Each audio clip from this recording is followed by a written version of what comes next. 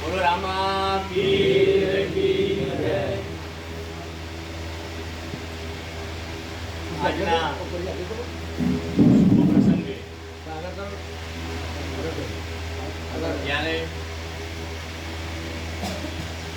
આવતી 7 તારીખે લોકસભાની ચૂંટણી યોજાવા જઈ રહી છે, ત્યારે જે રૂપાલાજીનું હળહળતું અને એક ક્ષત્રિય સમાજ માટે જે ટિપ્પણી કરી, એ ટિપ્પણીના અનુસંધાનમાં જેટલો જ વિરમગામ અને માંડલ ત્રણેય તાલુકાના ઠાકોર સમાજના આગેવાનો મળી અને ક્ષત્રિયોને એટલે આ એક પ્રશ્નને સમર્થન આપવા માટે આપણે અહીંયા આગળ બધા ભેગા થયા છે, જેમાં આપણા સમાજના આગેવાન શ્રી મનુજી, રામાજી, માંડલજી, જગદીશજી, દેવનજી, જયરામજી અને તમામ ગામના આગેવાનો, વડીલો, યુવાન મિત્રો તમામને અહીંયા આગળ ખૂબ ખૂબ અભિનંદન પાઠવીએ છીએ કે અહીંયા ઉપસ્થિત આવા ટાઈમમાં થયા।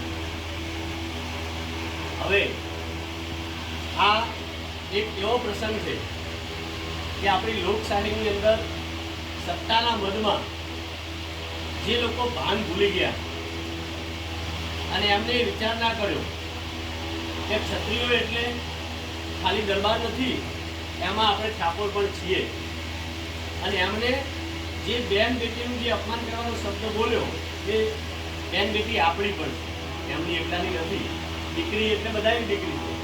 તો આજે આપણે બધા સાથે મળી અને ભાજપ સરકારની શરૂઆતમાં રૂપાલાજીનું એટલું જ વ્યક્તિત્વ વિરોધ હતો, પણ જે સત્તાના મદની અંદર અભિમાનમાં જે રાખી રહ્યા છે, એટલે હવે તમામ સમાજ એક થઈ અને ભાજપનો જે અહંકાર મોભે ચડી ગયો છે, એ નીચે ઉતારવાનો સમય આવી ગયો છે। તો આપણે બધા ભેગા થઈ અને તમામ ક્ષત્રિયના સાથે રહીશું ને, બધા સાથે રહીશું। આટલું બોલી મારી વાણીને વિરામ આપું છું। આગળના વખતે આપણે જગદીશજી પણ આપણને આ બાબતે સમર્થન જાહેર કરશે। જય હિન્દ, જય હિન્દ।